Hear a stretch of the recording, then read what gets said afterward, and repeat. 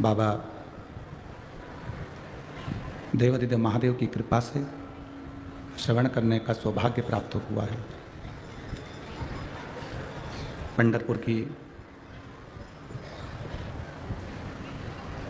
ये पवित्र भूमि,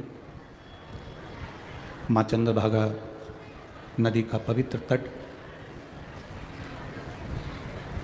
जहाँ आप और हम बैठकर भगवान शिव की पवित्र शिव महापुराण की कथा श्रवण कर रहे हैं। एक तो चंद्रभागा नदी का पवित्र तट है, दूसरा हरि विट्ठल की पवित्र भूमि है, जहाँ पर भगवान शिव की पवित्र कथा का लाभ लेने का सौभाग्य मिला है। पंढरपुर में निवास करने वाले सभी संत, साधु, गुरुजन, ब्राह्मण जन के पावन चरणों को नमन करते हैं। सभी कीर्तनकार के पवित्र चरणारविंद को नमन करते हैं। कथा के मुख्य यजमान श्री संजय बंडू जी जाधव, श्रीमती क्रांतिताई संजय जी जाधव परभणी सांसद महोदय, श्री अभिजीत आंबा पाटिल, श्रीमती सुमित्रा अभिजीत पाटिल पंढरपुर, श्री दिनेश गणपति जी काबरा परिवार एरंडोल, स्वर्गीय हनुमान प्रसाद तिवारी जी, स्वर्गीय त्रिवेणी बाई तिवारी जी की स्मृति में कारंजा से तिवारी परिवार, शिवशंकर राव साहब बिराजदार पुणे से, स्वर्गीय हीरा जी पाटिल जी की स्मृति में छाया निम्बा जी पाटिल द्वारा नेपानगर से, शशिकांत अरविंद श्रीवास्तव बंटी जी कायस्थ साकरी से, स्वर्गीय राजेंद्र परदेशी जी की स्मृति में सविता जी द्वारा अक्कलकोट महाराष्ट्र से यजमान पद ग्रहण किए हैं। इन सभी यजमानों के लिए एक बार जोरदार ताली बजाकर स्वागत, वंदन, अभिनंदन। जो इस पवित्र शिव महापुराण की कथा के यजमान बनकर हरि विट्ठल की पवित्र भूमि पर विराजमान होकर इस पवित्र कथा का लाभ ले रहे हैं।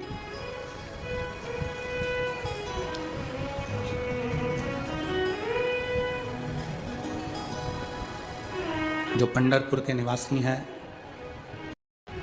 पंढरपुर में रहने वाले हैं, उनको तो बड़ा गर्व होता होगा कि उनकी सीधी पहचान हरि विट्ठल से है, तो फिर क्या डरना।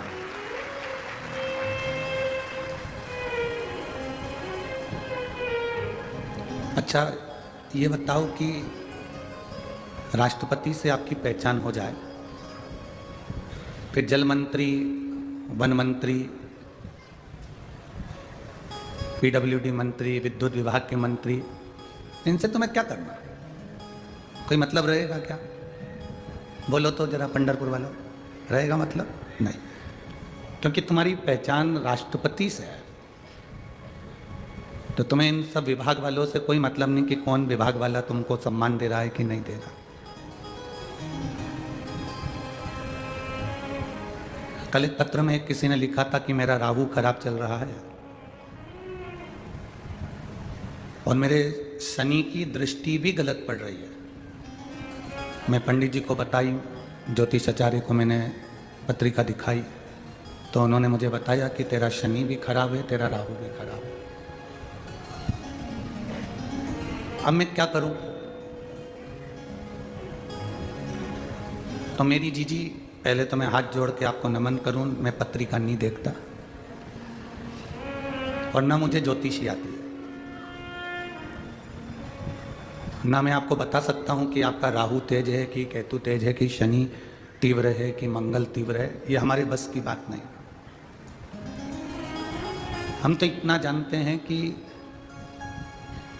जब राहु का शीश कटा था तो राहु शंकर भगवान के पास आया था और हाथ जोड़कर बैठ गया कि मुझे शरण में ले लो, तो शिव जी ने उसको शरण में ले लिया था। उसके बाद में जब केतु आया केतु ने आकर हाथ जोड़े कि मुझे शरण में ले लो, भगवान ने उसको शरण में ले लिया। सूर्य नारायण भगवान के बेटे के प्राण गए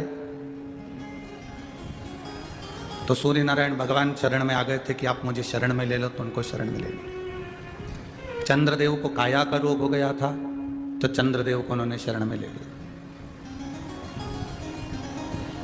बृहस्पति के पुत्र आ गए, बृहस्पति आ गए कि मेरा अपमान हो गया इंद्र के यहाँ, मुझे शरण में ले लो। उन्होंने बुध को, मंगल को और बृहस्पति को शरण में ले लिया।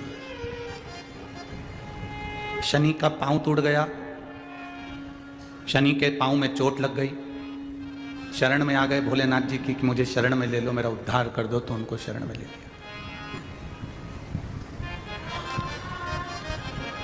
अब एक शिव में चंद्र भी है, मंगल भी है, राहु भी है, केतु भी है, शनि भी है, सब शिव में है। तो आप अगर एक लोटा जल शिव जी को समर्पित कर रहे हो तो तुम्हें 10 जगह जाने की जरूरत नहीं, अकेला ही साथ लेगा वो। तो के लिए कौन सी पूजन करूं या मैं कौन कौन सी पूजन धारण करूं, तो ये तुम्हारी बुद्धि और विवेक का फल है। आप तो केवल देवाधिदेव महादेव को एक लोटा जल समर्पित करो, भगवान शिव की भक्ति करो। हम जब एक लोटा जल देवाधिदेव महादेव को समर्पित करते हैं, जब हम एक लोटा जल भगवान शंकर को चढ़ाते हैं, एक लोटा जल जब हम भगवान शिव को समर्पित करते हैं, तो वो जल हमारे शरीर में, हमारी राशि में जितने ग्रह खराब होते हैं, सारे ग्रह को वो एक लोटा जल शांत कर देता है और हमारे को ग्रहों के अनुकूल कर देता है। केवल एक लोटा जल। अब उसमें हमें ना तो विडंबना में पढ़ना है, ना हमें कहीं पढ़ना। वो एक लोटा जल हमारी सारी समस्या का हल है। हंसने वाले हंसेंगे, कहने वाले कहेंगे, ताना देने वाले ताना देंगे, बोलने वाले बोलेंगे, वो बोलने लगे। आग लगे बस्ती में, अपन रहो मस्ती में। दुनिया कुछ भी कहे, उससे हमको कोई फर्क नहीं पड़ने वाला। हमें तो भगवान की अविरल भक्ति को प्राप्त करना है। हमें बस भगवान की अविरल भक्ति को प्राप्त करना है। उससे हमें कोई फर्क नहीं पड़ता कि हम क्या कोई कहेगा। तुम होटल में घूमोगे ना तो कोई तुमको टोकने वाला नहीं मिलेगा, मॉल में घूमोगे ना तो कोई तुमको टोकने वाला नहीं मिलेगा, कोई तुमको रोकने वाला नहीं मिलेगा। दुनिया के लोग सबसे ज़्यादा रोकते टोकते हैं तो केवल सत्संग में जाने से रोकते टोकते हैं, मंदिर जाने से रोकते टोकते हैं, भगवान का भजन करने से रोकते टोकते हैं।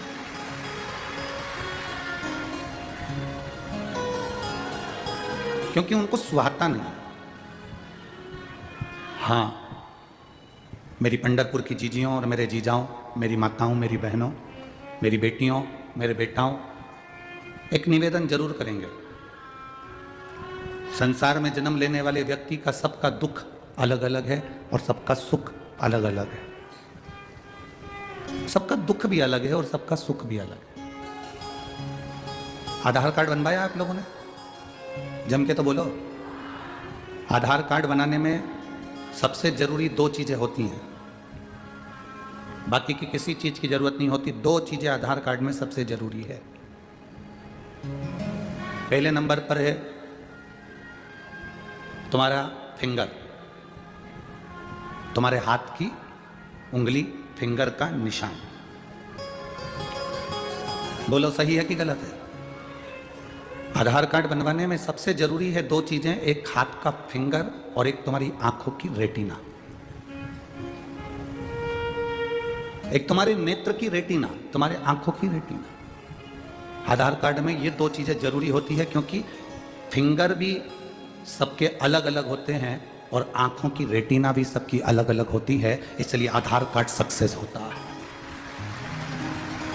नहीं तो एक जैसा नाम तो सबका है। रिटर्न थोड़ा सा बढ़ा दिया।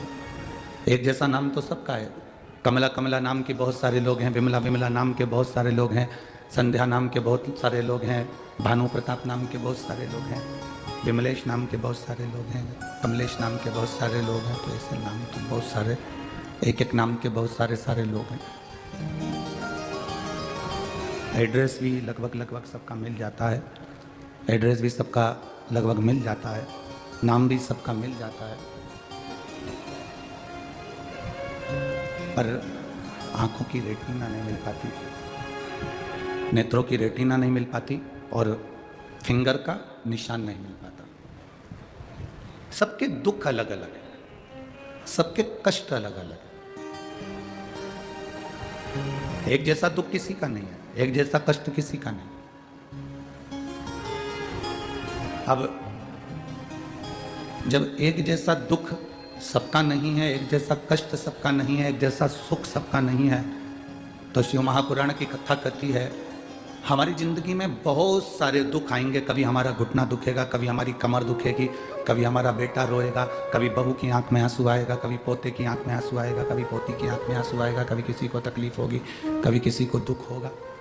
हम कब तक अलग अलग उपाय करते फिरेंगे? हम कब तक अलग अलग चीज़ों के लिए भगवान के पास जाते रहेंगे? हम कब तक अलग अलग बातों को परमात्मा के सामने कहते रहेंगे? तो उसका एक साधन बताया, सारी समस्या का हल एक लोटा जल। उसका एक साधन है कि आप शिव के मंदिर में जाओ और एक लोटा जल शिव को समर्पित करो। आप भगवान के मंदिर में पहुंचकर भगवान को एक लोटा जल समर्पित करो, भगवान शंकर से प्रार्थना करो, अपने मन की बात देवाधिदेव महादेव से कहो। जब आप अपने दिल की बात, अपने हृदय की बात, अपने मन की बात जब भगवान शिव से जाकर कहोगे, अपने मन की बात जब बाबा देवाधिदेव महादेव से कहोगे, तो उसका एक आनंद दूसरा ही होगा। एक विश्वास को बढ़ाना,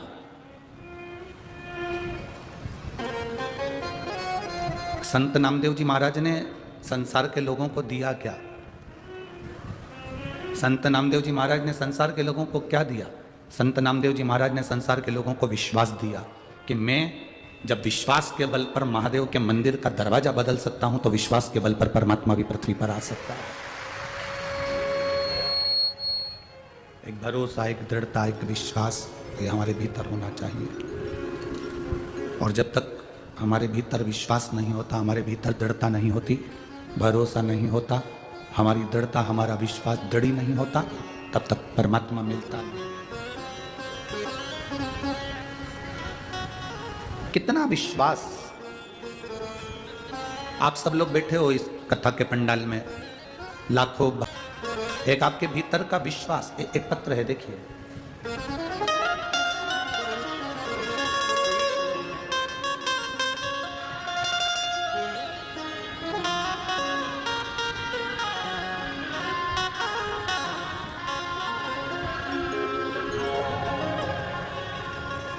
गौरी शेखर खाड़गे, पत्र लिखने वाले आप हैं, पुणे कातराज।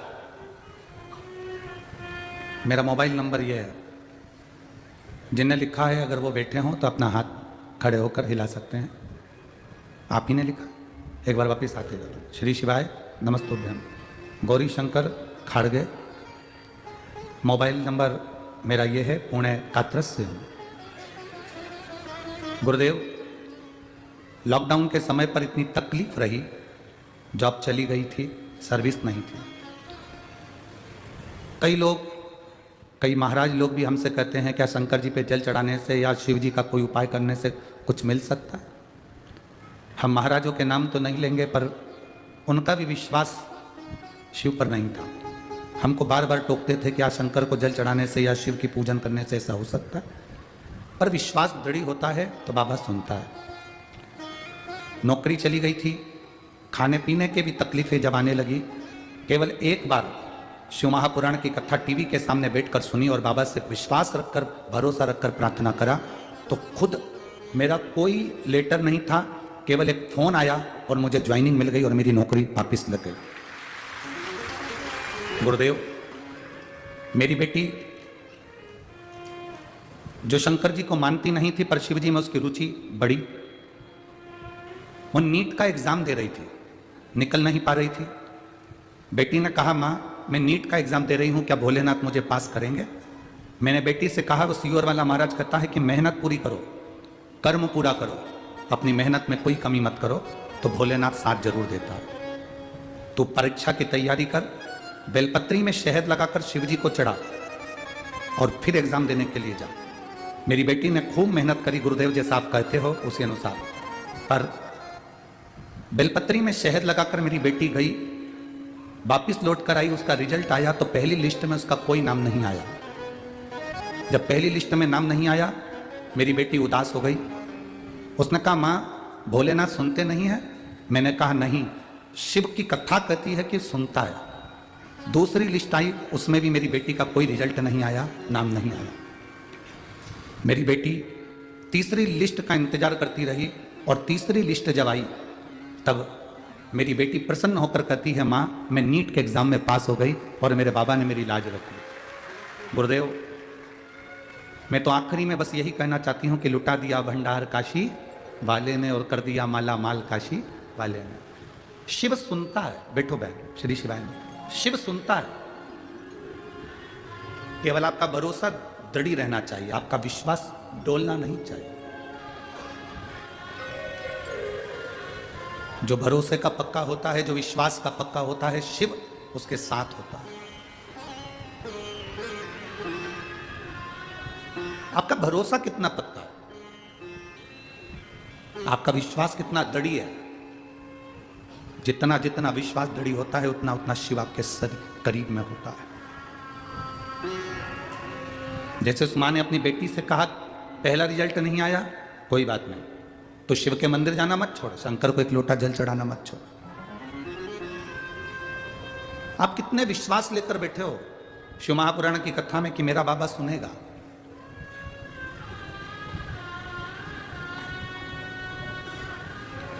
मेरा बाबा सुनता भी है, करता भी है, और कब वो कृपा कर जाता है ये दुनिया के लोगों को मालूम नहीं पड़ पाता कि कब उसने करुणा कर दी। उसको दया सागर कहते हैं, करुणा सागर कहते हैं। कैसी करुणा करता है, कब करुणा करता है, वो मालूम नहीं पड़ने देता। संत नामदेव जी ने अपने जीवन में करा क्या? लोगों के दिल में विश्वास दिया है। संत नामदेव जी भरोसा दिया, और बहुत जरूरी है, बहुत जरूरी। जब तक विश्वास दृढ़ नहीं होता, जब तक भरोसा पक्का नहीं होता, तब तक परमात्मा सामने आता भी नहीं। राधा जी गौलोक धाम से चंद्रभागा नदी के तट पर आई और चंद्रभागा जी से उन्होंने पूछा कि गंगा तुम्हारे दरवाजे पर झाड़ू क्यों लगा रही? चंद्रभागा जी ने एक शब्द भी नहीं कहा। राधा जी को हाथ जोड़कर चंद्रभागा जी ने कहा, बस मैं नहीं जानती पर इतना जानती हूं कि गंगा आती है, बुआरी लगाती है, झाड़ू लगाती है। चंद्रभागा कहती है, इस पंढरपुर में गंगा जी आकर अगर झाड़ू लगा रही है तो ये उत्तर तो स्वयं गंगा ही दे सकती है। गंगा जी के सिवा ये उत्तर कोई नहीं दे सकता।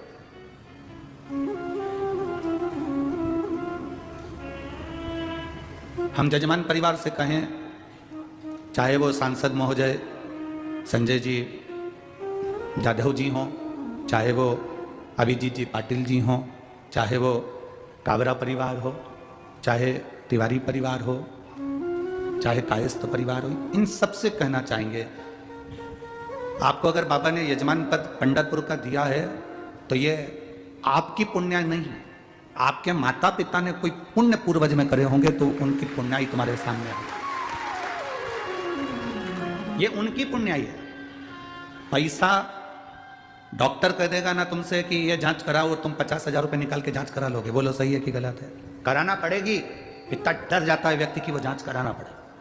डॉक्टर ने कहा है तुम्हें ये पैसा यहाँ लगाना पड़ेगा, ये जांच और कराओ, 10,000 की जांच करवाना पड़ेगी, चाहे उधार लाओ, कर्जा करो और जांच कराओ।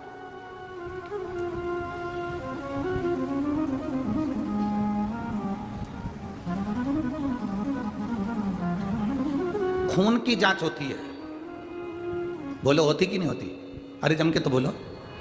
खून की जांच होती है, हार्ट की जांच होती है, ब्लड प्रेशर की जांच होती है, हर चीज की, आंखों की जांच होती है, कानों की जांच होती है, बीपी की जांच होती है, शुगर की जांच होती है, हर चीज की जांच होती है। उसी तरह जब तुम्हारा 1 रुपया भी अगर सही जगह पर लग रहा है तुम्हारा परिवार अगर शिव महापुराण की कथा में यजमान पद ग्रहण करा है, या आप शंकर की कथा में बैठकर कथा सुन रहे हो, या 50 रुपए खर्च कर कर तुम पंढरपुर तक पहुंचे हो, शिव महापुराण की कथा तक पहुंचे हो, तो ये हमारे धन की जांच है कि हमारा पैसा शुद्ध है कि अशुद्ध है। ये हमारे धन की जांच है। ब्लड की जांच होती है, शुगर की जांच होती है, बीपी की जांच होती है, हर चीज की जांच होती है। जब तुम्हारा पैसा बार बार डॉक्टर में लगे तो समझ लेना कि धन कुछ गड़बड़ आ गया है, तो वो गलत जगह लग रहा है। कोई खाके भग गया, कोई तुमने लगाया था पार्टनरी में वो ले गया, कहीं माल भेजा था वो माल डूब गया, उसने पैसा नहीं दिया, समझ लो कि पैसे की जांच हो रही है। और तुम्हारा पैसा अगर जजमान पद ग्रहण कर लिया, तुमने अगर शिव पुराण कथा सुन ली, तुमने 100 रुपए 50 रुपए 10 रुपए 20 रुपए खर्च कर कर ऑटो में लगाकर, गाड़ी में लगाकर, ट्रेन में लगाकर तुम कथा के पंडाल में पहुंचे, बाहर चक्कर गर्मी पड़ रही हो, खूब चिलचिलाती धूप पड़ रही हो, और तुम्हारे को प्यास भी लग रही है, और तुम्हें कथा के पंडाल तक जाना है। कई लोग ऐसे भी होंगे पंढरपुर की भूमि पर रह रहे होंगे, पंढरपुर में बंगले और गाड़ियां उनके घर में होंगे, खूब जोरदार मकान बनाकर रह रहे होंगे, पर अपना घर छोड़कर भी वो कथा के पंडाल तक नहीं जा पाएंगे, क्योंकि परमात्मा उनको नहीं बुला पाएंगे। सारी दुनिया के लोग, वारकरी संप्रदाय के लोग 200-300 किलोमीटर दूर तक पैदल चलकर, 500 किलोमीटर दूर तक चलकर पंढरपुर पहुंचकर भगवान का दर्शन करते हैं। और कई पंढरपुर में रहने वाले भी ऐसे जीव होंगे जो अपनी दुकान छोड़कर भी हरि विठ्ठल का दर्शन करने आषाढ़ी एकादशी के दिन नहीं जा पाते हैं, क्योंकि उन्हें फुर्सत नहीं। अगर काम धंधा काम धंधा काम धंधा, व्यापार व्यवसाय करते करते करते करते, अरे जिस आषाढ़ी एकादशी को पूरी दुनिया चलकर पंढरपुर आ रही है, उस आषाढ़ी एकादशी को 1 मिनट तो तू भी झलक ले मेरी हरि विठ्ठल की, तो तेरी जिंदगी सवर जाए। कमाने के लिए पूरी जिंदगी पड़ी है, खूब कमाओ, पूरा जीवन पड़ा है, खूब दिल से कमाना, कोई मना नहीं करेगा तुमको, कोई नहीं रोकेगा। और हम भी कहते हैं कथा में, तुम्हारी कैपेसिटी से ज्यादा कमाओ, तुम्हारे से जितना बन जाए उससे दुगना कमाओ, हम मना नहीं करेंगे, पर अपने धन की जांच भी करिए। सत्संग में गए, ये हमारे धन की जांच है। भजन में पहुंच गए, भजन में तुम्हारा मन लग गया, ये हमारे अन्न की जांच है।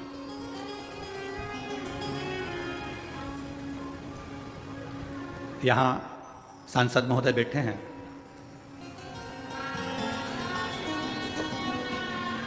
कावरा जी, आपके पास में जो सांसद जी बैठे हुए हैं, इनकी जब शादी पक्की हुई, इन्होंने अपनी धर्म पत्नी के गले में मंगलसूत्र बाद में बांधा, क्योंकि संजय बंडू भैया सांसद जी ये वारकरी हैं, इनके गले में तुलसी की कंठी है। इन्होंने मंगलसूत्र बाद में बांधा, पहले गले में तुलसी की माला बांधी, उसके बाद मंगलसूत्र बांधा। पहले तुलसी की माला बांधी, फिर मंगलसूत्र बांधा, कि उनको भी वारकरी संप्रदाय में जोड़ा गया। अपना पहले हरि के बन जाओ, पहले परमात्मा के बन जाओ, बाकी की जिंदगी तो सब चलती ही रहना। हम रहने के बाद भी, पंढरपुर में रहने के बाद भी अगर हम चंद्रभागा का स्नान नहीं कर सके, पंढरपुर में रहने के बाद भी हमारी विठ्ठल का दर्शन ना कर सके, और हम गर्व से कहते हैं कि हम पंढरपुर में रहते हैं, तो हरि विठ्ठल भी कहेगा बहुत आते हैं, बहुत पंढरपुर में बहुत आते हैं। हरि विठ्ठल भी कहते हैं इतने आते हैं, किसी के लिए मेरा हरि विठ्ठल मंदिर को छोड़कर बाहर चले जाता है, और किसी किसी को मंदिर में अपने सिर पर बिठाकर मंदिर के अंदर ले जाता है। बहुत आते हैं, बहुत।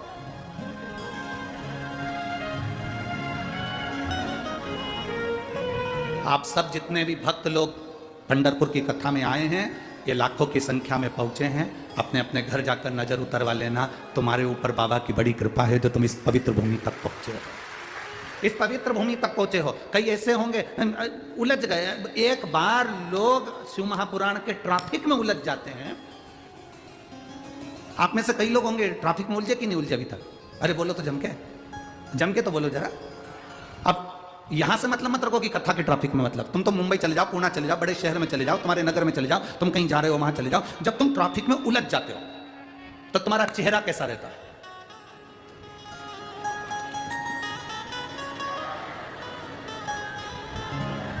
तुम जाके देख के तो आओ, आधा घंटा हो गया, जाओ जरा जल्दी जाओ। फिर वो गया, उसको भी गुस्सा, अरे आगे बढ़ाना, तेरी गाड़ी बीच में लेके खड़ा हुआ है। जब व्यक्ति ट्रैफिक में उलझता है तो उसको क्रोध आता, बोलो आता है कि नहीं आता? जब व्यक्ति ट्रैफिक में उलझता है तो उसके मुंह से अब शब्द निकलता है, बोलो निकलता है कि निकलता? जब व्यक्ति ट्रैफिक में उलझता है तो वो डिप्रेशन में आ जाता है, अब कब खुलेगा, आधा घंटा तो हो ही गया, पहुंचना था मुझे 1 बजे और इतना बज रहा है, जल्दी क्या करूं मैं, अब इधर भी गाड़ी, सामने भी गाड़ी, पीछे भी गाड़ी, करूं क्या, इतना उलझा पड़ा। ट्रैफिक में उलझा था, फिर धीरे से ट्रैफिक खुला, धीरे से खुला, तेरी गाड़ी आगे बढ़ी, तब तेरे चेहरे पे स्माइल आई, प्रसन्नता, प्रसन्न। और फिर जब धीरे धीरे पूरा रास्ता खुल गया, फिर हवा भी लगी गाड़ी की, और फिर टेप चालू करा, विट्ठल विट्ठल विट्ठल, फिर टेप चालू करा गाड़ी का, और भजन में अब मन लगा, और रास्ता क्लियर, और क्लियर करते करते करते करते फिर अपनी मंजिल तक पहुंच गए। ये केवल ट्रैफिक की कथा नहीं है, ये अपनी कथा है। संसार के ट्रैफिक में अपन सब उलझे हुए हैं, थोड़ा इंतजार करना, ट्रैफिक क्लियर जरूर होगा, उलझने हटेगी जरूर, ये निश्चित है। कितना भी ट्रैफिक लगा हो, कितना भी ट्रैफिक जाम हो, क्लियर होने में थोड़ा समय लग सकता है, धीरे धीरे क्लियर होगा, तुम्हारे चेहरे पर प्रसन्नता जरूर आएगी। उसी तरह संसार में कितना भी दुख आ जाए, कितनी भी तकलीफें आ जाए, कितना भी कष्ट आ जाए, घबराना मत, ट्रैफिक क्लियर जरूर होगा, निश्चित। दुख क्लियर होगा, निश्चित है। थोड़ा तकलीफें आई हैं जीवन में, वो मिटेगी। और अगर भोले बाबा का सहारा न होता तो दुनिया में कोई हमारा न होता। थोड़ी उलझन, एक पत्र है देखो,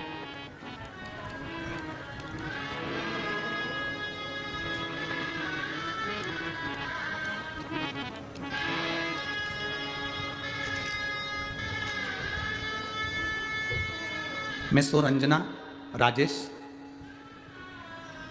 बंदमवार, नांदेड़ जिला, धोंगरा का। तुम समझ गए क्या? बस अपना काम हो गया, तुम्ही को तो समझना है, बाकी की तो सब जाने दो। मैं रंजना राजेश, बंदमवार, नांदेड़ जिला, धोंगरा का। ठीक है, कहीं बैठी हैं, हाथ हिला सकती हैं, कहीं बैठे आप ही हैं, ऐसे हाथ हिला दो एक बार। श्री शिवाय नमस्तुभ्यम, प्रणाम। गुरुदेव, मेरा बेटा जो कि यूपीएससी की तैयारी करता है, अपने शरीर की समस्या की वजह से धीरे धीरे डिप्रेशन में चला गया था। हमने हर डॉक्टर के पास जाकर उसे दिखाया, उसका इलाज करवाया, केवल अपने नगर में ही नहीं, बड़ी बड़ी शहर में ले जाकर उसका इलाज करवाया। सारे लोग बहुत परेशान हो गए, हताश हो गए, किसी के समझ में नहीं आ रहा था कि क्या करें, इतना डिप्रेशन में वो पहुंच गया था। उन्हीं दिनों में मेरी बड़ी बहन घर में आई थी, तो उसे मैंने अपनी सारी परेशानी बताई, तो उसने मुझे बताया कि सीहोर के प्रदीप मिश्रा कथा करते हैं, तो कथा सुन।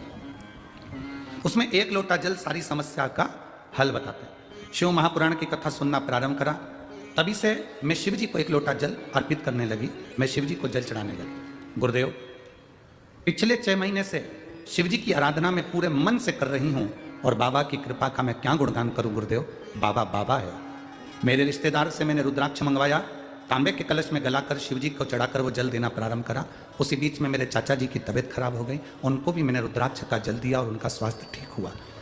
मैं निवेदन करना चाहूँगी गुरुदेव, बाबा की करुणा किसको कहते हैं? आज शिव जी की कृपा से मेरे बेटे को एक भी गोली दवाई की जरूरत नहीं है, और मेरा बेटा यूपीएससी क्लियर कर रहा है। ये बाबा की कृपा दृष्टि मेरे ऊपर हुई है। बधाई आपको, हर हर महादेव। एक बार वापिस हाथ हिला दो, श्री शिवाय नमस्ते। कितनी भी समस्या, बैठिए, उलझनों में गिरा हुआ व्यक्ति है, डिप्रेशन अर्थात ट्रैफिक का जाम है, ट्रैफिक जाम है तो क्लियर भी होगा, थोड़ी समस्या ज्यादा है तो उसका हल भी होगा। कि अगर भोले बाबा का सहारा न हो तो दुनिया में कोई हमारा न होता।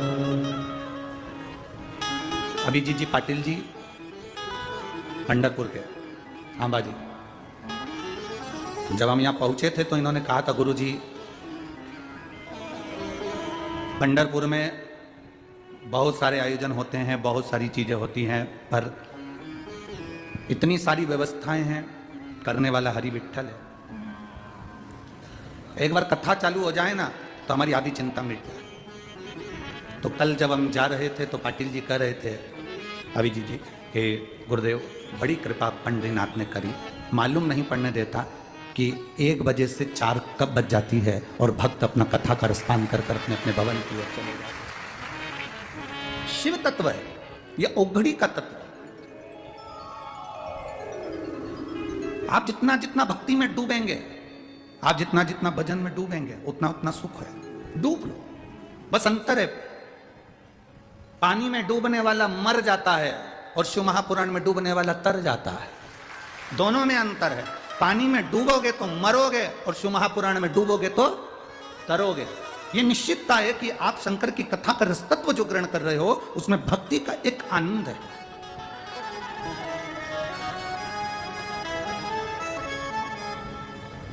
ट्रैफिक कितना भी जाम हो, दुख कितना भी हो, कष्ट कितना भी हो, रोग कितना भी हो, बीमारी कितनी भी हो, तकलीफ कितनी भी हो, कितनी भी तकलीफ हो, आप शंकर जी को एक लोटा जल तो चढ़ाओ। अब कई माताएं कहती है मैं तो अभी 2 महीने से चढ़ा रही हूं, मैं 4 महीने से चढ़ा रही हूं, भगवान मेरी सुनता ही नहीं है, सुनता ही नहीं है। उसका कारण क्या? आपने दिल से चढ़ाया ही नहीं। 2 तरह का भोजन बनता है। ओ मेरी जीजियों, आप भोजन बनाती हो ना तो 2 तरह का भोजन बनता है। एक भोजन सास से लड़ाई हो जाए तब बनाओ, और एक भोजन तुम्हारी शादी की सालगिरह, खूब जोरदार सिर पे और यहां से गजरे लटक रहे, भेरू तो सो ही रिया है और तुम जगदम्बा ऐसी तैयार हो और पेंसिल से फिर लाइन खींच के डब्बा भर के जो तैयार हो गया और चाय लेके तुम फिर सर के पास पहुंची, गुड मॉर्निंग, आज अपनी शादी की सालगिरह। पति तकिए से टिका, आज ही का ही वो दिन था, आज ही का दिन जिस दिन मेरी मती मारी गई थी, आज ही का दिन था। अब वो फिर भी वो प्रसन्न में और भोजन बना रही है। एक सास से लड़ाई हुई तब भोजन बनाया, और लड़ाई में जो भोजन बना उसका स्वाद तुम खा के देख लेना, कहीं मिर्ची तेज, कहीं नमक तेज, कहीं कुछ कहीं कुछ। और जिस दिन उस दिन का भोजन करके देखना, क्या जोरदार भोजन, क्या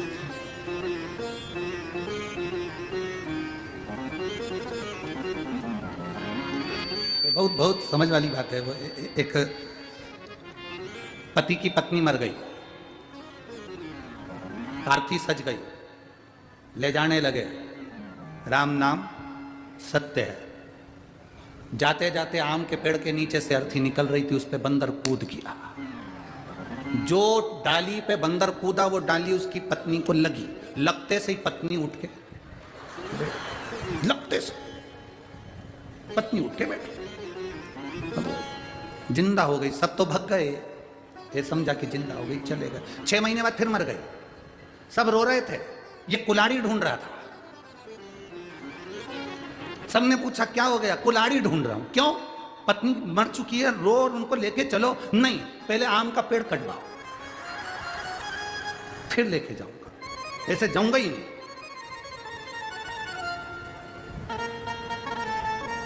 भोजन में अंतर है। जो प्रेम से बनाया जाए वो भोजन कर कर देखोगे तो उसमें एक आनंद की अनुभूति होगी। जो क्रोध से बनाया जाए उसमें रुचि नहीं होगी, ना आनंद होगा, ना वात्सल्यता होगी, ना प्रेम होगा। उसी तरह पशुपति व्रत करने वाले भी 2 तरह से व्रत करते हैं। एक भाव से करते हैं, एक हमको कुछ चाहिए तो करते हैं। एक भाव से कि भगवान का मैं व्रत करूंगी और मेरा विश्वास कहता है कि मेरा बाबा सुनेगा। एक पत्र है, देखिए।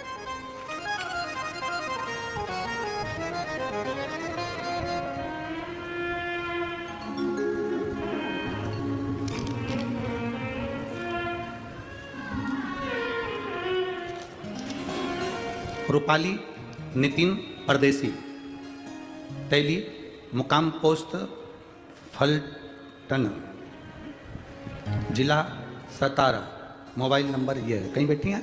आप ही हैं? दोनों हाथ हिला दो एक बार। श्री शिवाय नमस्तुभ्यम, प्रणाम।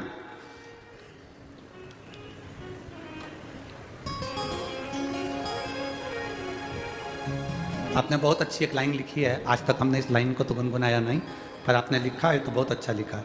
ऐसा दरबार कहाँ, ऐसा दाता कहाँ, छोड़ी सारी ये दुनिया, ऐसी सरकार कहाँ। आपको बहुत बहुत नमन, बहुत अच्छी बात है गुरुदेव। मैं बाबा का क्या वर्णन करूं, एक लोटे जल का महत्व बताती हूं गुरुदेव। मेरी सब पीड़ा बाबा ने मिटा दी। 25 साल से रजो धर्म की तकलीफ थी, इतनी पीड़ा पेट में होती थी कि मेरे से दर्द सहन नहीं होता था। सारे डॉक्टरों का इलाज करवाया, दवा ली, पर आराम नहीं लगा। 23 साल निकल गए, फिर अचानक दर्द इतना बढ़ गया कि मेरे पति ने मुझे पूना के कमांड अस्पताल में दिखाया। वहाँ सोनोग्राफी करवाई और डॉक्टर ने जब देखा तो बताया कि बच्चेदानी में 2 गठाने हो गई। एक 4-8 की है सेंटीमीटर की, एक 4-1 सेंटीमीटर की, 2 गठान है। आपको ऑपरेशन कराना पड़ेगा। हमने कहा ठीक है, सब जांचें करवा लो, और वापस आ गए।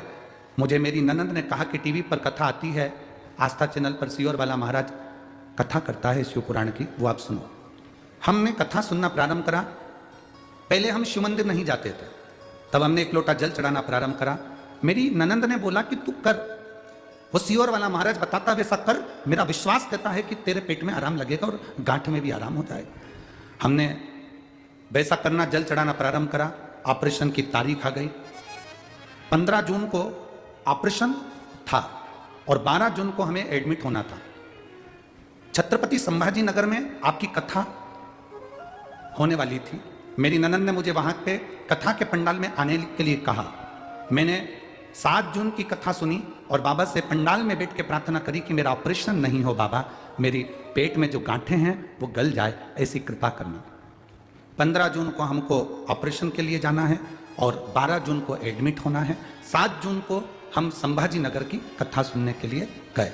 8 जून को हम वहीं से संभाजी नगर से निकलकर सीधे सीहोर पहुंच गए और वहां से रुद्राक्ष लेकर बाबा का दर्शन कर हम 10 जून को आ गए।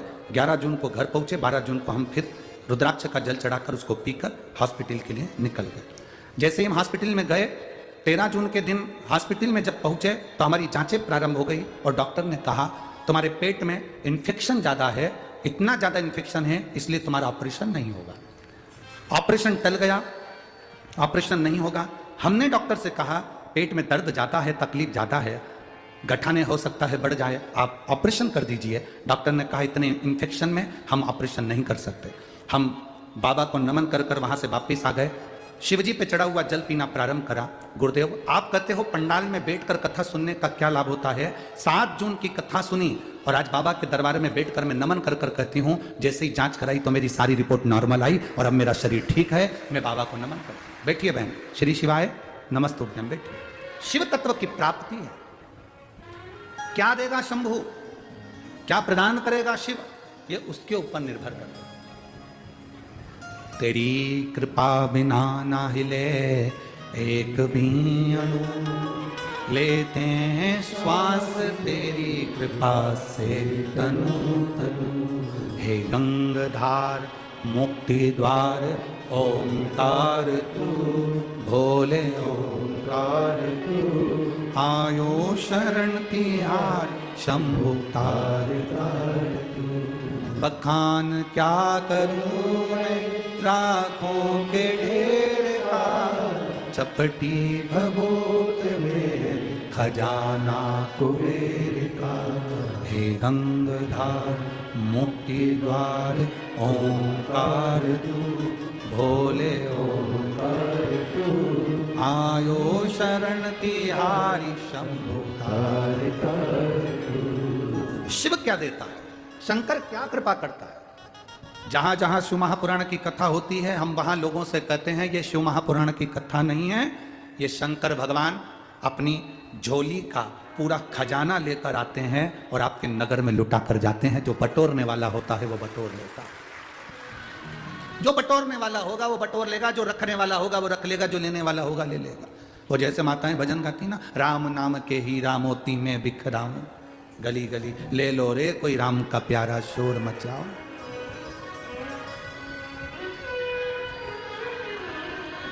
उसने लुटा दिया, उसने दे दिया, अब आपका फर्ज है आप कितना ग्रहण कर रहे हैं।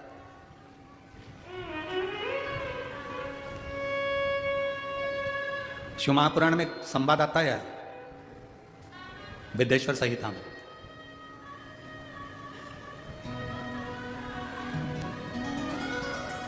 देवऋषि नारद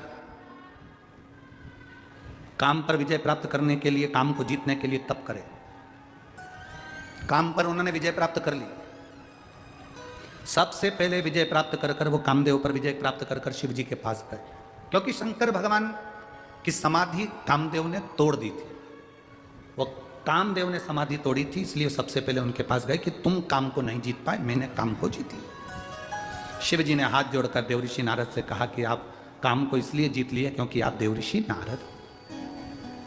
संत, साधु, गुरु, सन्यासी, तपस्वी, साधक, उपासक, ये कुछ भी जीत सकते, मना नहीं है। हम आपको प्रणाम करते हैं कि आपने काम को जीत लिया। शिव जी ने नंदी से कहा कि एक रुद्राक्ष की माला लाओ। रुद्राक्ष की माला शंकर भगवान ने देवऋषि नारद के गले में पहना दी।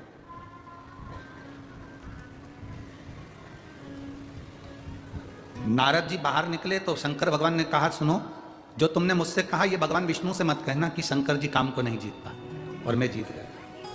ये आप ना कहिएगा, ये आपको बोलना नहीं है, भगवान विष्णु से हो। देवऋषि नारद जाने लगे। शंकर जी ने बैठने का स्थान दिया था तो देवऋषि नारद नहीं बैठे थे। बाहर निकलते से रुद्राक्ष की माला को निकालकर जमीन पर फेंक दिया देवऋषि नारद। कई लोगों के हृदय में भ्रम रहता है, कई लोगों के हृदय में एक भ्रम है, तुलसी की माला पहने तो रुद्राक्ष की माला पहने कि नहीं पहने। रुद्राक्ष की माला पहनते हैं तो तुलसी की माला पहने कि नहीं पहने।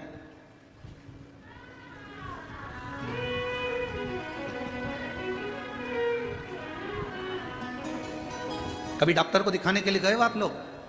बोलो तो जम के। तुम्हारे पेट में दर्द हुआ, किसी डॉक्टर ने आज तक एक गोली दी? अरे जम के तो बोलो। नहीं। कितनी गोली देता है?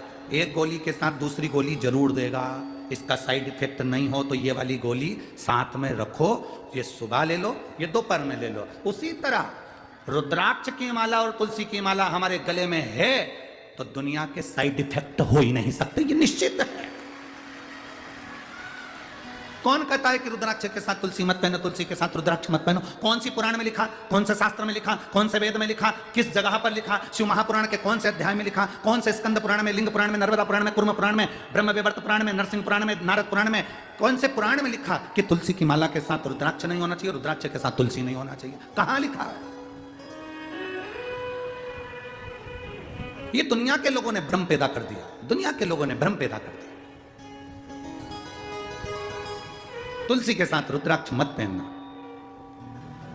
रुद्राक्ष के साथ तुलसी मत पहनना। हम तो अंदर से लेकर बाहर तक रुद्राक्ष और तुलसी धारण करते हैं, चाहे जो उस रुद्राक्ष और तुलसी एक, वो कहते हैं ना कि भगवान को भोग लगाओ ना तो उसमें तुलसी का दल डालना जरूरी है। बिना तुलसी के भगवान भोग स्वीकार करते हैं क्या? जम के बोलो जरा। नहीं।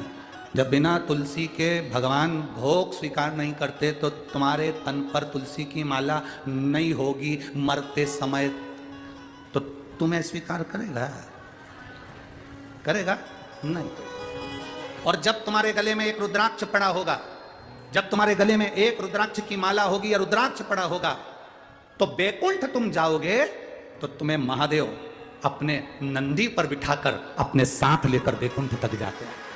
केवल ऐसे ही पैदल चलकर बैकुंठ नहीं चले जाओगे, तुम्हें महादेव नंदी पर बिठाकर, नरसिंह भगत की कथा आती है लेकर गए, नामदेव जी की कथा आती है और नागनाथ में भगवान शंकर नामदेव जी के लिए प्रकट होकर उनके गले में रुद्राक्ष डालकर गए।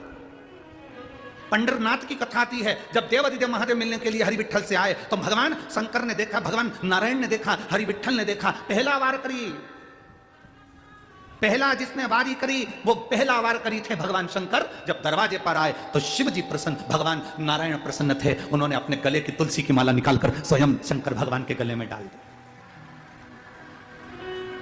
तुम में भेद, हम में भेद, संसार में भेद हो सकता है पर परमात्मा में कभी भेद नहीं हो सकता। ये तो दुनिया के लोगों ने अपने अपने एक स्त्रोत बना रखे हैं। राम जी शंकर जी के मंदिर मत जाना, शंकर जी का प्रसाद मत खाना, शंकर जी के मंदिर में जल मत चढ़ाना, शंकर जी को स्त्री स्पर्श नहीं करे। अगर शंकर जी को स्त्री स्पर्श नहीं करे तो पार्वती क्यों शिव जी की पूजन करे?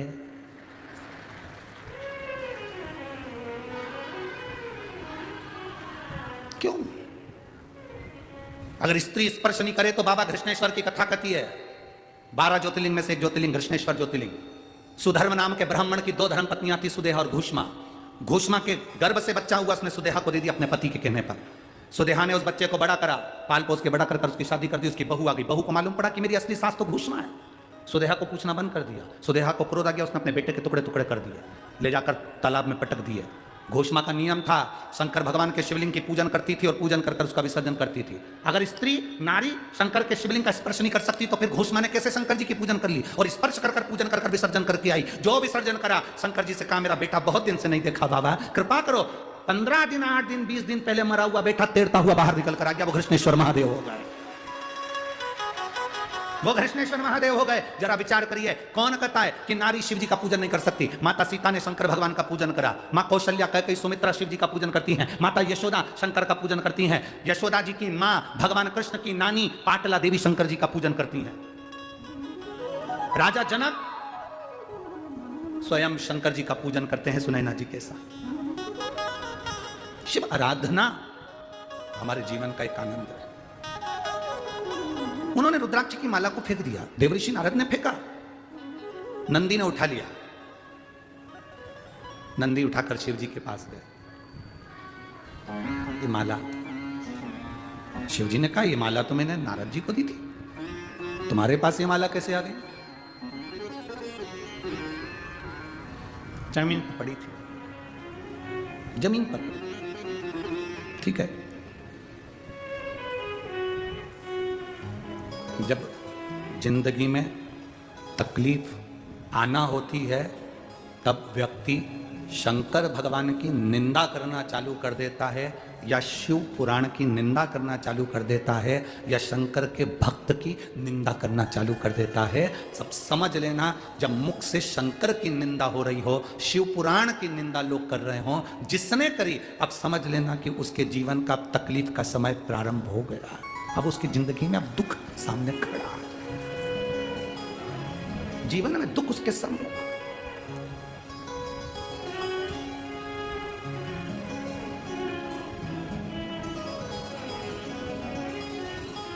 जैसे ट्रेन का सफर करने वाले को दरवाजे के पास की सीट मिलती है तो सबसे ज्यादा तकलीफ का सामना करना पड़ता। जो जाए वो दरवाजा खोल के चले जाए, सर सर करके हवा आए। बोलो सही है कि गलत है? जो आए वहीं पर खड़ा हो जाए, धक्के दे। उसी तरह जैसे कि मकान जो बनते हैं, उस मकान में जो कॉर्नर का मकान होता है उसमें भी तकलीफें रहती है। ये नियम, जैसे हवा के प्रेशर पड़ता है दरवाजे पर, तो दरवाजे पर पड़ता है तो वहीं बैठे हुए व्यक्ति को तकलीफ होना। उसी तरह शिव की निंदा करने वाला, शंकर की निंदा करने वाला, शंकर के लिए अपशब्द कहने वाला, वो उसको भोगना पड़ेगा। अब नारद जी का समय आ गया जिन्होंने रुद्राक्ष को जमीन पर फेंक दिया, जिसकी कोई मूलता नहीं जाना। कितना सुंदर कहा,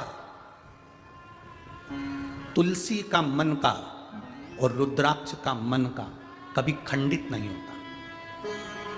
बहुत ध्यान देना, जिस तुलसी के मनके से आप माला जपते हो, रुद्राक्ष के मनके से आप माला जपते हो, उसका मनका भी अगर टूट गया है तो उसको झोली में ही पड़े रहने दो, क्योंकि तुम्हारी माला जपते जपते जपते जपते वो मनका इतना राम में रम गया, इतना हरि विठ्ठल में रम गया, इतना शिव में रम गया कि वो मनका सिद्ध हो गया। और इतना सिद्ध हो गया कि वो मनका टूटने के बाद भी पर केवल एक शंकर जी का शिवलिंग ऐसा होता है जो टूट भी जाता है तो खंडित नहीं कहलाता, अखंड कहलाता है।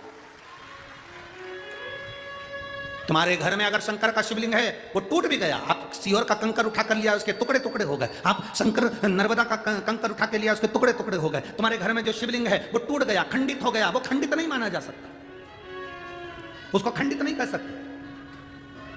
उसके 4 टुकड़े भी हो गए तो वो सहस्त्र कहलाएगा, उसके टुकड़े टुकड़े भी हो गए तो सहस्त्र शिवलिंग कहलाएगा, सहस्त्रलिंग कहलाएगा, वो खंडित नहीं कहला सकता।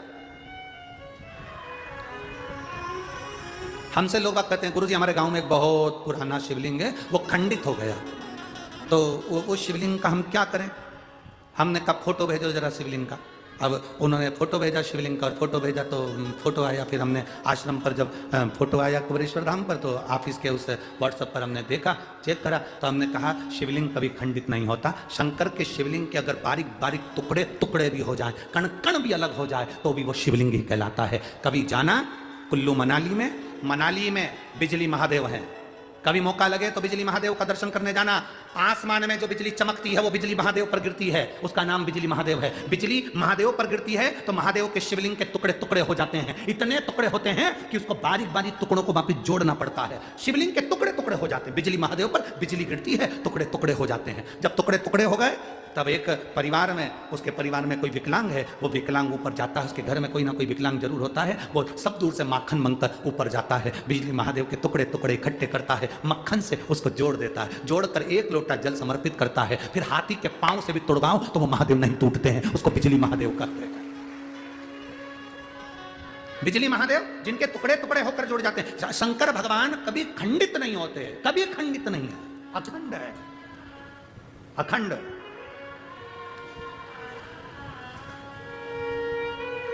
आपके घर में कोई शिवलिंग है, वो खंडित हो गया, आप उसे खंडित मत मानना, उसकी सेवा करो, पूजन करो, आराधना करो, फल देगा।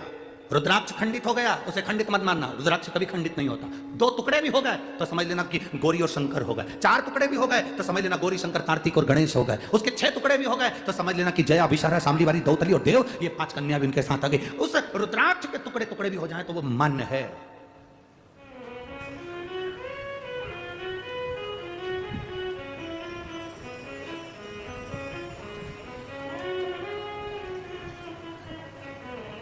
सीहोर में कुबेरेश्वर धाम पर जो रुद्राक्ष मिलता है उसमें अगर थोड़ा सा भी रुद्राक्ष, कई माताएं कहती है ये खंडित है। अब उनको समझाने वाला कौन समझाए?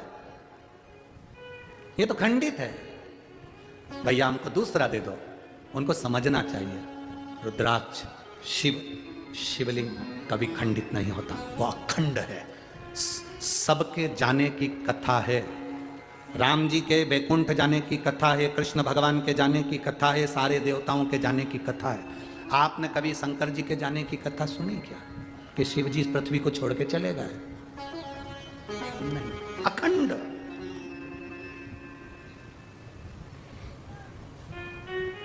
जो दुनिया के लोग तुमसे कहें कि पंढरपुर का इतिहास बताओ, कोई दुनिया के लोग कहें तुमसे कि चंद्रभागा का इतिहास बताओ, भीमा का इतिहास बताओ, कोई तुमसे कहे कि इस पंडरीनाथ का इतिहास बताओ, क्या ये पौंडलिक था तब पंढरपुर था? ना। जो कहते हैं कि पौंडलिक आए और पंडरीनाथ तब आए, तो ये इतिहास नहीं। पंढरपुर का इतिहास देखना है तो स्कंद पुराण में देखो, उसमें लिखा है सतयुग था तब भी पंढरपुर था, त्रेता था तब भी पंढरपुर था, द्वापर था तो भी पंढरपुर था, और कलयुग है तो भी पंढरपुर है, और फिर युग निकलेंगे फिर पंढरपुर रहेगा। क्यों? उसका कारण क्या है? क्योंकि जिस स्थान पर देवादिदेव महादेव रहते हैं, जिस स्थान पर शंकर रहते हैं, वो स्थान कभी समाप्त नहीं होता। उज्जैनी कभी समाप्त नहीं होती, काशी कभी समाप्त नहीं होती, कृष्णेश्वर कभी समाप्त नहीं होता, भीमाशंकर कभी समाप्त नहीं होता, केदारेश्वर, पूरे केदारेश्वर में त्राही त्राही मच जाए, चाहे बिल्डिंगें गिर जाए, चाहे दुनिया तहस नहस हो जाए, तो भी केदारेश्वर अटल की अटल रहता है, वो टूटता ही नहीं, वो टूटता नहीं, वो बिखरता नहीं, वो अखंड है। सोमनाथ जिस पर लोगों ने आक्रमण करा, सारा तोड़ दिया, फिर अखंड हो गया, फिर अखंड। शिव कभी समाप्त नहीं हुआ। तो पंडरीनाथ, लोग कहे पंढरपुर का इतिहास क्या? पंढरपुर का इतिहास यह कहता है शिवपुराण का कि पंढरपुर आज का नहीं, पंढरपुर में हरि विठ्ठल महादेव दोनों विराजमान है। जहां शिव है वो कभी समाप्त नहीं हो सकता, वो अखंड है, अखंड है।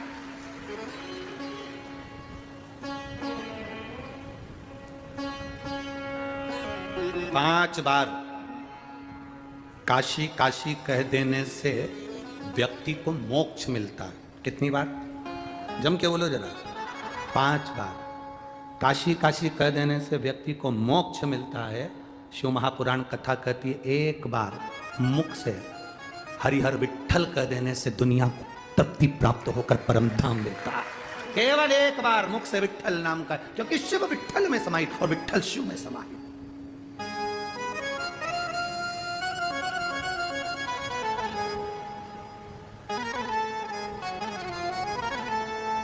बस उसको भजने वाला चाहिए, स्मरण करने वाला चाहिए।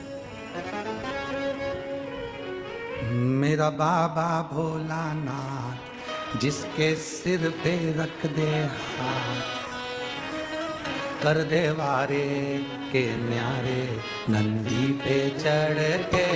मेरा बाबा भोलेनाथ जिसके सिर पे रख दे हाथ, कर दे वारे के न्यारे नंदी पे चढ़ के।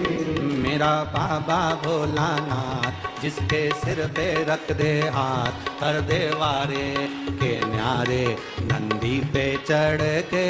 मेरा बाबा भोलानाथ जिसके सिर पर रख दे हाथ, कर दे वारे के न्यारे नंदी पे चढ़ के। बड़े भाव से दोनों हाथों से।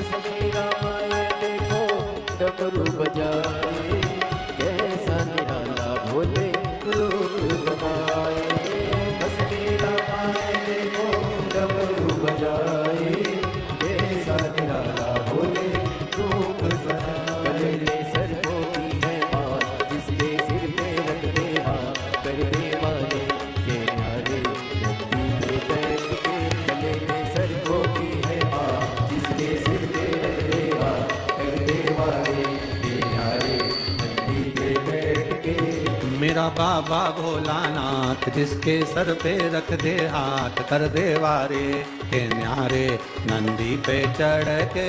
मेरा बाबा भोलानाथ जिसके सिर पे रख दे हाथ, कर दे वारे के न्यारे नंदी पे बैठ के।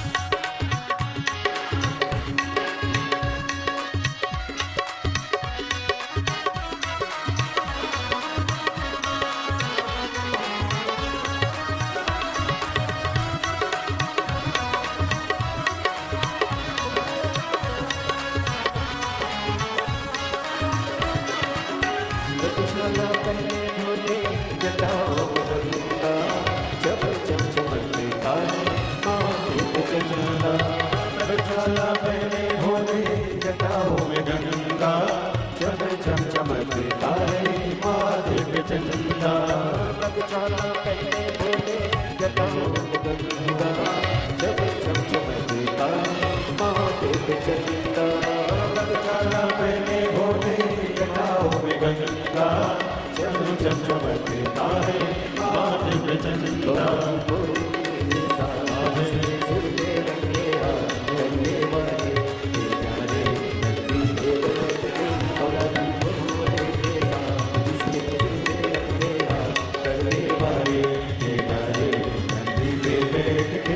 मेरा बाबा भोलानाथ जिसके सिर पे रख दे हाथ कर दे वारे के न्यारे नंदी पे चढ़ के।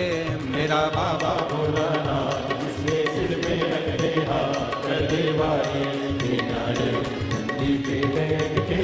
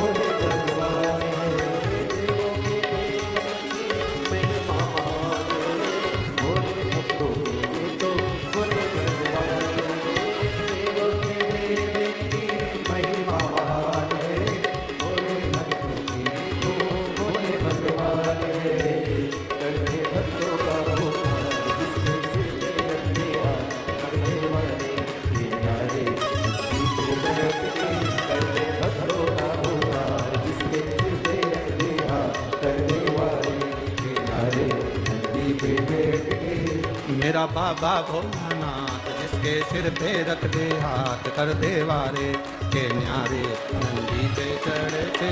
मेरा बाबा भोलानाथ जिसके सिर पे रख दे हाथ कर दे वारे के न्यारे नंदी पे बैठ के। मेरा बाबा भोलानाथ जिसके सिर पे रख दे हाथ कर दे वारे के न्यारे नंदी पे चढ़ के। मेरा बाबा भोलानाथ जिसके सिर पे रख दे हाथ कर दे वारे के न्यारे नंदी पे चढ़ के कर दे वारे के न्यारे नंदी पे चढ़ के। कर दे वारे के न्यारे नंदी पे बैठ के। कर दे वारे के न्यारे नंदी पे चढ़ के। कर दे वारे के न्यारे नंदी पे बैठ के। आर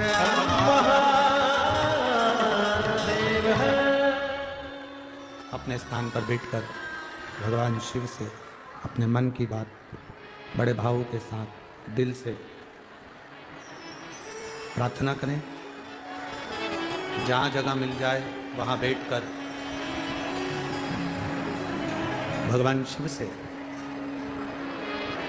अपने मन के भावों को हृदय से भगवान शिव से कहें।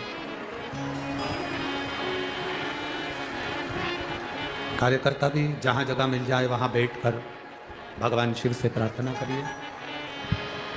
जहाँ जगह मिले वहाँ बैठकर भगवान देवादिदेव महादेव से अपने मन की, अपने हृदय की बात दिल से कही।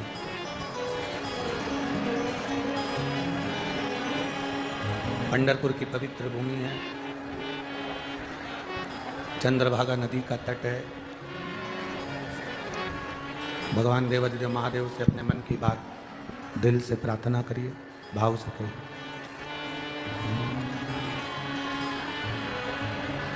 श्री शिवाय नमस्तु,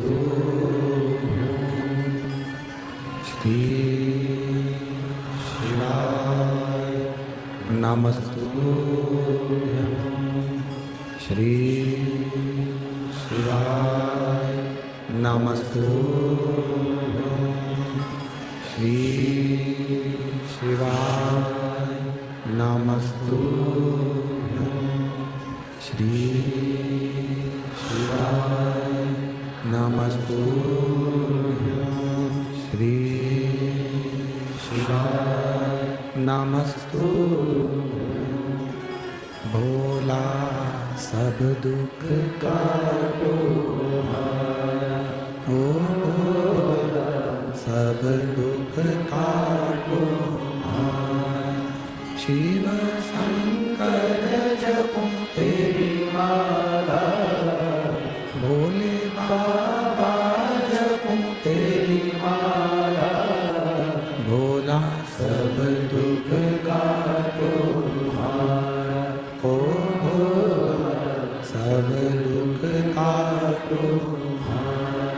वेश है मंगल मंगलकारी, वेश है मंगल मंगलकारी, शमशान वासी हमारा, शमशान वासी हमारा, ओ भोला सब दुख काटो हमारा, ओ भोला सब दुख काटो हमारा। शिव कथा कह रही है, भगवान शंकर का संवाद कर रहा है। देवऋषि नारद ने रुद्राक्ष की माला को भूमि पर फेंक दिया, नंदी ने उस माला को उठा लिया। नंदी उस रुद्राक्ष की माला को लेकर भगवान शिव के पास गए। बाबा ये माला, शिवजी ने कहा ये माला तो मैंने देवऋषि नारद को पहनाई थी, ये तुम्हें कहां से मिल गई? भूमि पर पड़ी थी। एक बेलपत्र और रुद्राक्ष टूटा हुआ भी जमीन पर पड़ा हुआ मिल जाए तो पहले उसको उठाकर विसर्जन में रखो। आपको रखना हो अपने पास तो रखो, नहीं तो उसको उठाकर विसर्जन।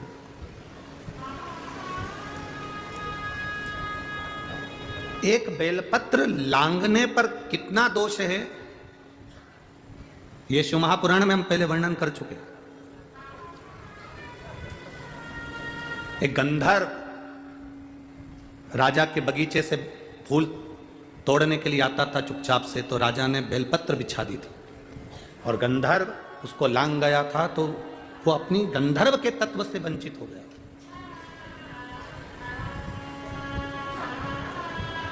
अगर जमीन पर कहीं रुद्राक्ष पड़ा हुआ है या बेलपत्र पड़ी है तो सबसे पहला काम तुम्हारा है उसको उठा लो।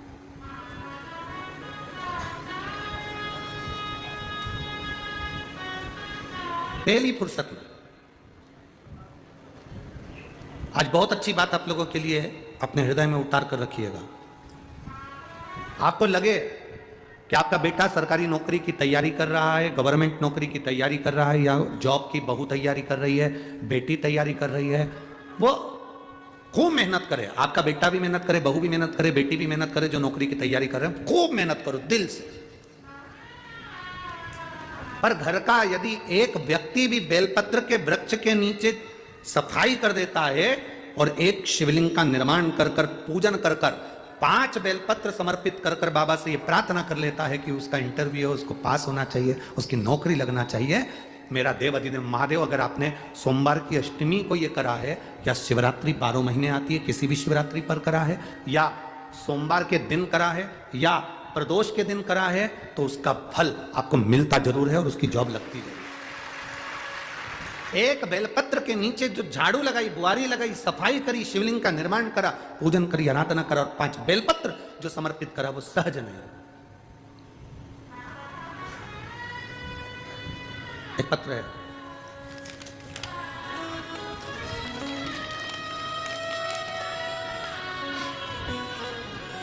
संगीता अशोक कोली, मुकाम पोस्ट भालोद, तहसील यावल, जिला जलगांव, राज्य महाराष्ट्र। कहीं बैठी हो तो हाथ हिला सकती हैं, अगर कहीं बैठी हो तो अपना हाथ हिला सकती हैं। संगीता अशोक कोली, मुकाम पोस्ट भालोद, तहसील यावल, जिला जलगांव, महाराष्ट्र।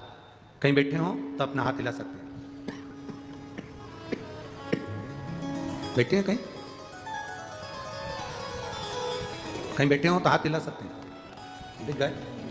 अच्छा, एलईडी से छुप रहे हैं, ठीक है।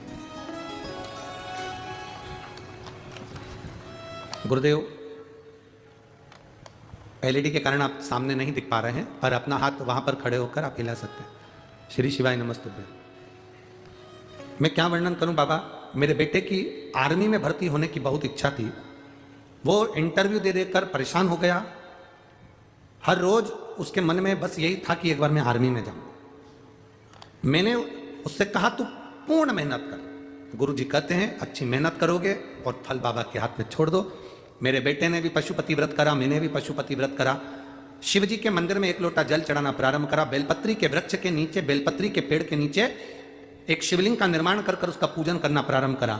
मैं बाबा का क्या गुणगान करूं, इतने सालों से मेरे बेटे का सिलेक्शन नहीं हुआ था। आज मेरे बाबा ने मेरे पर कृपा कर दी और मेरा बेटा एग्जाम में पास हुआ। और नवरात्रि का त्यौहार चल रहा था, तब मेरे बेटे का सिलेक्शन हो गया। और बाबा की कृपा से हम छत्रपति संभाजी नगर में जब कथा चल रही थी, तब हम बाबा से प्रार्थना किए थे। बाबा की कृपा से बाबा ने हमारी सुनी, इसलिए हम बाबा को यहाँ नमन करने आए हैं। मेरा बेटा का जो सिलेक्शन हुआ, आज मेरा बेटा बहुत आनंद से जबलपुर में उसकी ट्रेनिंग चल रही है गुरुदेव, और मैं बाबा को यहाँ नमन करने आई हूँ, जिसका मैंने फोटो लगाया है। फोटो आप लोग टीवी चैनल के माध्यम से देख सकते हैं, आस्था चैनल के माध्यम से देख सकते हैं। शिव तत्व की प्राप्ति, शंकर, ओघड़ी, शंभु, उसकी कृपा होती है। थोड़ा सा विश्वास को दृढ़ करना है। देवऋषि नारद ने शंकर के रुद्राक्ष को फेंक दिया।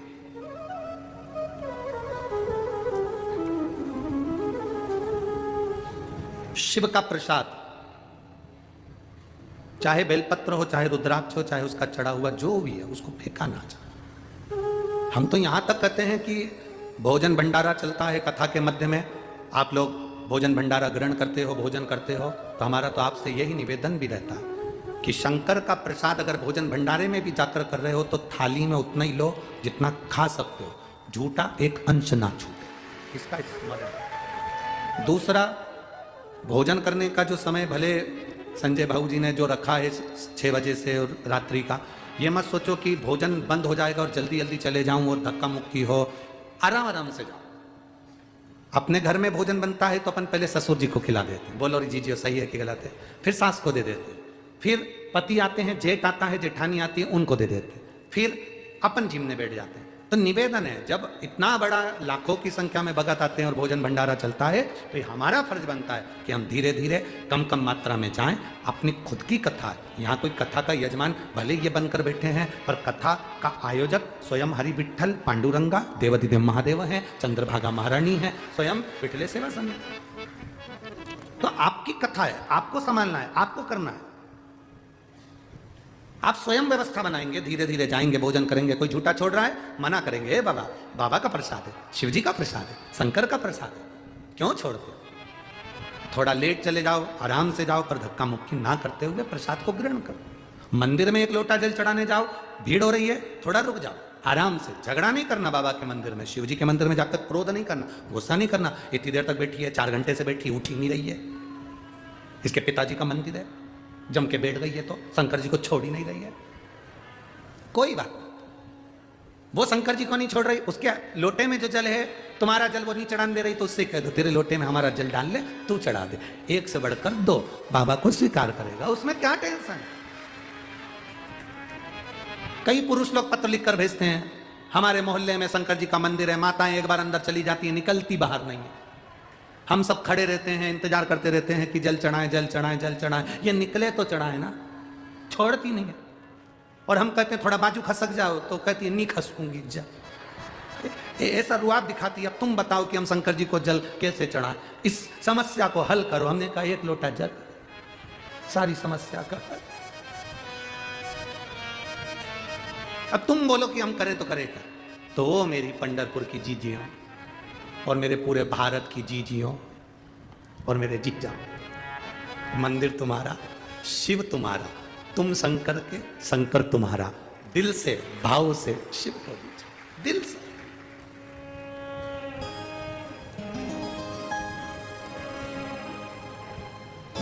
कोई कह दे कि शंकर जी ब्राह्मण के हैं कि क्षत्रिय के हैं कि वैश्य के हैं कि शूद्र के हैं।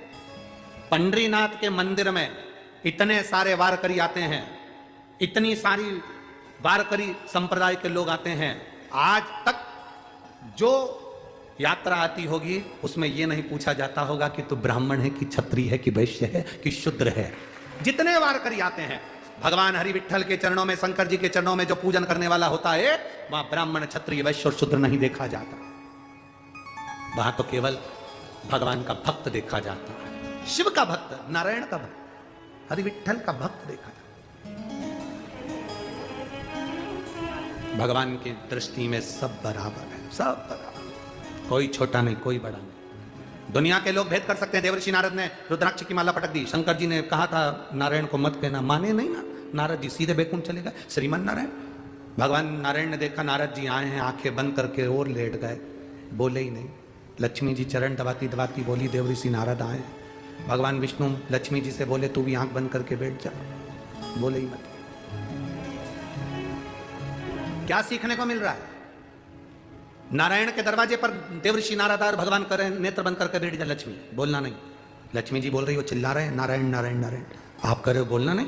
हाँ सुनो लक्ष्मी, जब कोई किसी की प्रशंसा करने आए ना, उठकर बैठकर खूब सुनना, पर जब कोई किसी की निंदा करने आए ना, बिल्कुल मत सुनना, वहां से उठकर चले जाओ,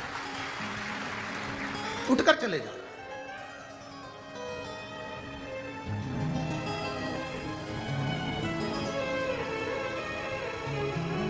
औंधा नागनाथ में हुआ क्या था?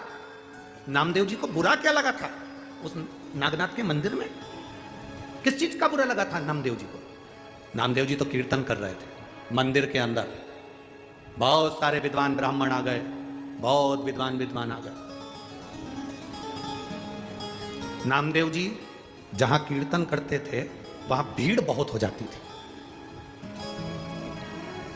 लोग कहते हैं शिव पुराण होती है तो इतनी भीड़ क्यों होती है? इन सबको क्या निमंत्रण दिया जाता है? पीले चावल दिए जाते हैं, पत्रिका भेजी जाती है कि आप कथा में आओ ना। केवल शक्कर का डब्बा खुला छोड़ दो, गुड़ का डब्बा खुला छोड़ दो, चीटी आ ही जाती है।